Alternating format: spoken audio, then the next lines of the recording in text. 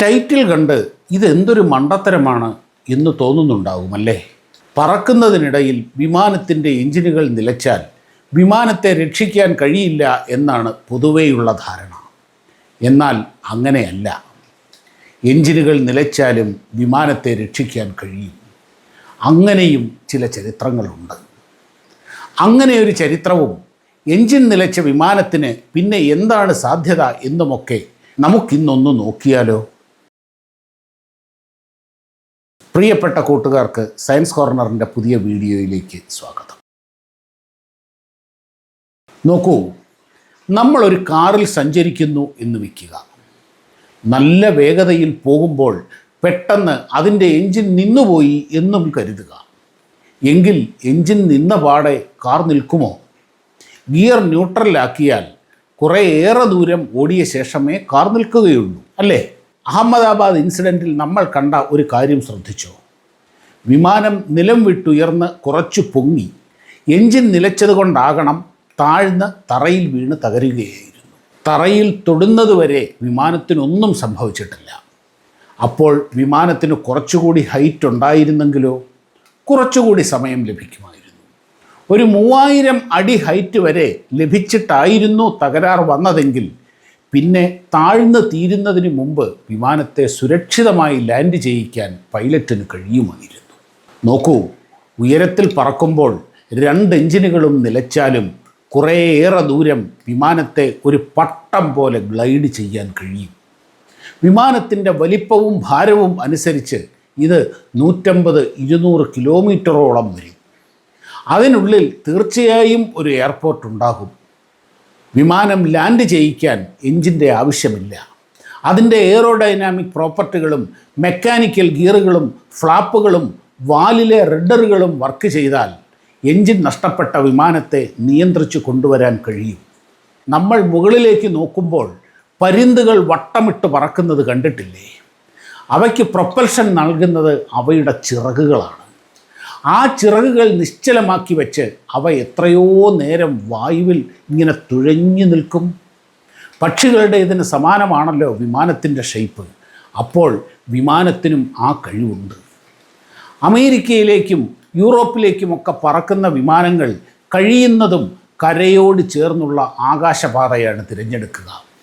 കാരണം എന്തെങ്കിലും ഇതുപോലുള്ള എമർജൻസി വന്നാൽ അടുത്ത വിമാനത്താവളം വരെ ഗ്ലൈഡ് ചെയ്തു പോകാൻ വേണ്ടിയാണത്.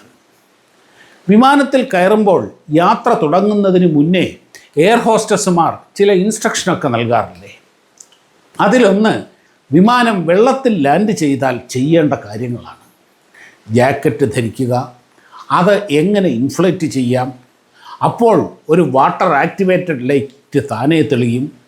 ഇങ്ങനെയൊക്കെ ഉള്ള ഇൻസ്ട്രക്ഷൻസാണ് അവർ തരിക. അതായത് ഒരു എമർജൻസി സിറ്റുവേഷനിൽ വെള്ളത്തിൽ വരെ വിമാനം ഇറക്കാൻ കഴിയും. ഉദാഹരണത്തിന് വിമാനത്തിൻ്റെ ലാൻഡിംഗ് ഗിയർ കംപ്ലൈൻ്റായി എന്ന് വിചാരിക്കുക. അപ്പോൾ ചക്രങ്ങൾ പുറത്തു വരില്ല. അങ്ങനെയുള്ള അവസ്ഥയിൽ റൺവേയിൽ വിമാനം ഇറക്കുക എന്നത് വളരെ അപകടകരമാണ്. വിമാനത്തിൻ്റെ പള്ള അഥവാ ഫ്യൂസലേജ് തറയിലുരഞ്ഞാൽ തീ പിടിക്കും എന്നുള്ളത് ഉറപ്പുമാണ്. അപ്പോൾ അടുത്തുള്ള ജലാശയത്തിലോ കടലിലോ ഇറക്കാം. ഒരു അരമണിക്കൂർ വരെ വിമാനം വെള്ളത്തിൽ പൊങ്ങിക്കിടക്കും. അതിനിടയിൽ യാത്രക്കാർക്ക് രക്ഷപ്പെടാം. അങ്ങനെ കൂടിയാണ് വിമാനം ഡിസൈൻ ചെയ്യുന്നത്. അങ്ങനെ വെള്ളത്തിൽ ലാൻഡ് ചെയ്ത് മുഴുവൻ യാത്രക്കാരും ക്രൂവും രക്ഷപ്പെട്ട ഒരു ചരിത്രവുമുണ്ട്. ഏറെയൊന്നും അകലെയല്ലാതെ 2009 അമേരിക്കയിൽ നടന്ന അവിശ്വസനീയമായൊരു സംഭവമാണിത്. 2009 ജനുവരി 15 കൊടും തണുപ്പുള്ള ഒരു സായാഹ്നത്തിൽ ന്യൂയോർക്കിലെ ലഗാഡിയ എയർപോർട്ടിൽ നിന്നും US എയർവേസിൻ്റെ ഒരു എയർബസ് A320 വിമാനം സിയാറ്റിലിനെ ലക്ഷ്യമാക്കി പറന്നുയർന്നു.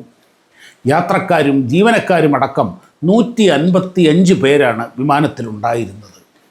19,000 മണിക്കൂർ ഫ്ലൈയിങ് എക്സ്പീരിയൻസ് ഉള്ള സള്ളി എന്ന് വിളിക്കുന്ന ചെസ്ലി സല്ലൻബർഗർ ആയിരുന്നു ക്യാപ്റ്റൻ.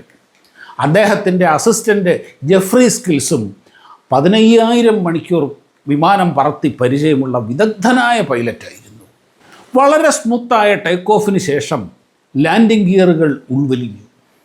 ആവശ്യമായ 35,000 അടി ഉയരത്തിലേക്ക് നീങ്ങിക്കൊണ്ടിരിക്കെ പെട്ടെന്ന് ഒരു കൂട്ടം പക്ഷികൾ 2 എഞ്ചിനിലേക്കും ഇടിച്ചു കയറി. പക്ഷികൾ വന്നിടിച്ചത് പൈലറ്റും ജീവനക്കാരും അറിഞ്ഞു. മോണിറ്ററുകളിൽ കൃത്യമായി കാണിച്ചു. വിമാനം തിരികെ ലഗാഡിയയിലേക്ക് തന്നെ പോകാനുള്ള തയ്യാറെടുപ്പ് തുടങ്ങിയപ്പോഴാണ് എഞ്ചിനുകൾ രണ്ടും നിശ്ചലമായി വിമാനത്തിൻ്റെ ത്രസ്റ്റും ലിഫ്റ്റും നഷ്ടപ്പെട്ട വിവരം ഞെട്ടലോടെ സള്ളി തിരിച്ചറിയുന്നത്. അപ്പോൾ ഏതാണ്ട് 3000 അടി ഉയരത്തിലായിരുന്നു ആ വിമാനം. മെയ്ഡേ മെയ്ഡേ മെയ്ഡേ എന്ന സന്ദേശം ATC ലഭിച്ചതോടെ ലഗാഡിയ എയർപോർട്ട് ഒരു ക്രാഷ് ലാൻഡിങ്ങിന് വേണ്ടി തയ്യാറെടുത്തു. മെയ്ഡേ മെസ്സേജ് എന്ന് പറഞ്ഞു കഴിഞ്ഞാൽ അത് അൾട്ടിമേറ്റ്, ഏറ്റവും എക്സ്ട്രീം ഡേഞ്ചറസ് ആയിട്ടുള്ള, ലൈഫ് ത്രട്ടനിങ് ആയിട്ടുള്ള ഒരു സിറ്റുവേഷനെ സൂചിപ്പിക്കുന്ന ഒരു കോഡ് വാക്കാണത്. മെയ്ഡേ മെയ്ഡേ മെയ്ഡേ എന്ന് 3 പ്രാവശ്യം ഒരു മെസ്സേജ് കിട്ടിയാൽ ഉറപ്പിക്കാം എവിടെ നിന്നാണോ ആ മെസ്സേജ് വന്നത് അവർ അത്യന്തം അപകടകരമായ ഒരു സിറ്റുവേഷനെ ഫേസ് ചെയ്യുന്നു എന്ന്. പക്ഷേ എയർപോർട്ടിലേക്ക് തിരിച്ചു പോയാൽ അതിവേഗം ഹൈറ്റ് നഷ്ടപ്പെട്ടുകൊണ്ടിരിക്കുന്ന വിമാനം എയർപോർട്ടിനെ അപ്രോച്ച് ചെയ്യുന്നതിന് മുൻപ് തന്നെ തകരും എന്നത് ഉറപ്പായിരുന്നു.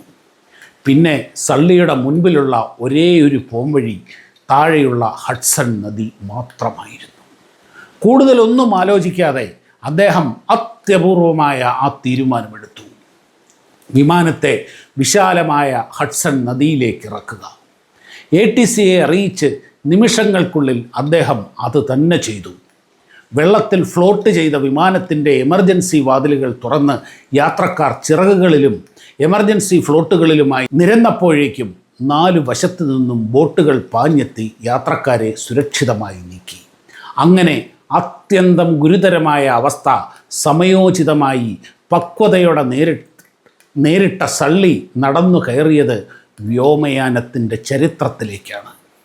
ഈ സംഭവത്തെ ബേസ് ചെയ്ത് സാക്ഷാൽ ക്ലിൻ്റ് ഈസ്റ്റ്വുഡ് സംവിധാനം ചെയ്ത ടോം ഹാങ്ക്സ് തകർത്തഭിനയിച്ച ഹോളിവുഡ് ചിത്രം സള്ളി മിറാക്കിൾ ഓൺ ഹഡ്സൺ ആമസോൺ പ്രൈമിൽ ഇപ്പോഴും ലഭ്യമാണ്. കഴിയുമെങ്കിൽ എല്ലാവരും ആ സിനിമ കാണണം. സള്ളിക്ക് 3000 അടി ഹൈറ്റ്, താഴെ ഹഡ്സൺ നദി എന്ന ആനുകൂല്യങ്ങളെല്ലാം ഉണ്ടായിരുന്നു. അതിനെ അദ്ദേഹം നന്നായി ഉപയോഗിച്ചു. അഹമ്മദാബാദിൽ ക്യാപ്റ്റൻ സുമിത് സബർവാളിന് ഇതൊന്നും ഉണ്ടായിരുന്നില്ല. വിമാനം ഉയർന്നത് വെറും 680 അടി മാത്രമാണ്. ആ ചെറിയ ഉയരത്തിൽ വെച്ചുണ്ടായ ഇതുപോലെ ഗുരുതരമായ ഒരു എമർജൻസിയിൽ എത്ര വിദഗ്ധനായ പൈലറ്റും നിസ്സഹായനാണ്. എന്ത് ചെയ്യാൻ? വീഡിയോ കണ്ട എല്ലാ സുഹൃത്തുക്കൾക്കും ഒരുപാട് നന്ദി. മറ്റൊരു വീഡിയോയുമായി കാണുന്നതുവരെ എല്ലാവർക്കും നമസ്കാരം.